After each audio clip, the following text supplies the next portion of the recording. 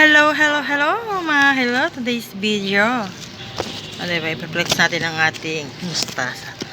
Grabe oh, lapad na mustasa natin. Ang lapad oh. Mustasa ba talaga yan? Ayan, mustasa. Ito yung talong natin. Lilipat natin yung talong natin yan for sure. Kasi maliit lang yan. Lilipat natin yan. Hintayin lang natin medyo lumaki to para dalawa pala sila. Diba? Dalawa sila. Ayan.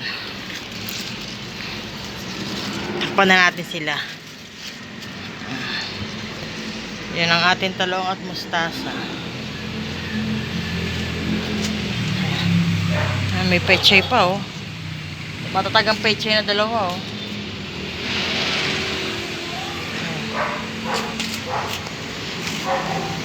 Yan yung kamatis natin.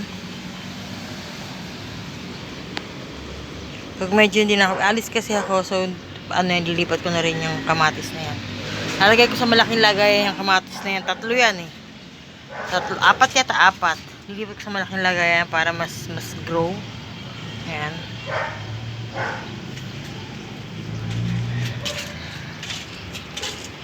Ayan. Tapos sili natin lumalaban. Sige, laban lang. Go, laban lang sila.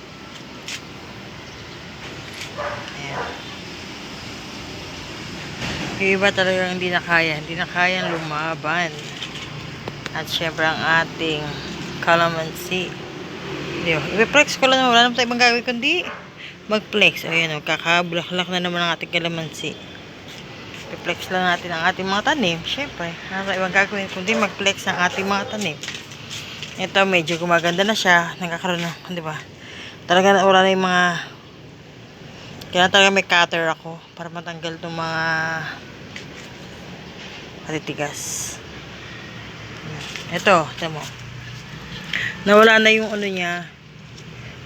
Ito. Nawala na siya rito.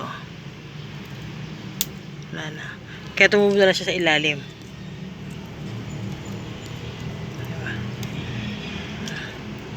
May tinik eh, oh. Ayan, oh, may tinik. May mga tinik palang lemon. May tinik. Ngayon panibago to. Anto, mag-grow muna to. Matatagal to sa pag-survive. Pero ako survive naman siya.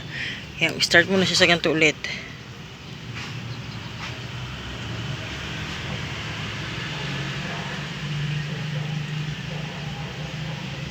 Yan, kahit yung oregano, oh. Ayaw na rin. Ayaw na lumaban na oregano.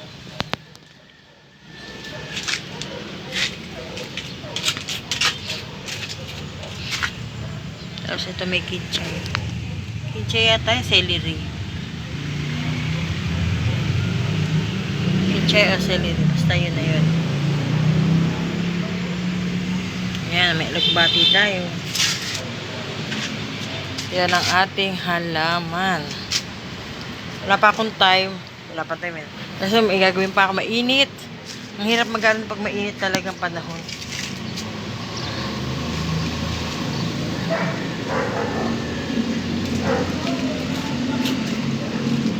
Diba? Ayun lang ang ating pagpe-flex. Kasi mag-aayos pa rin ako ng mga ibon natin. Ayan o. Taguan na naman siya. Pag dumadating ako, tumatago talaga sila eh. Hindi mahirap pa isarad. Nililinis muna ako ng kulungan nila. Everyday natin nililinis yan. Hindi pa. Kaya hanggang dyan na lang. Bye-bye.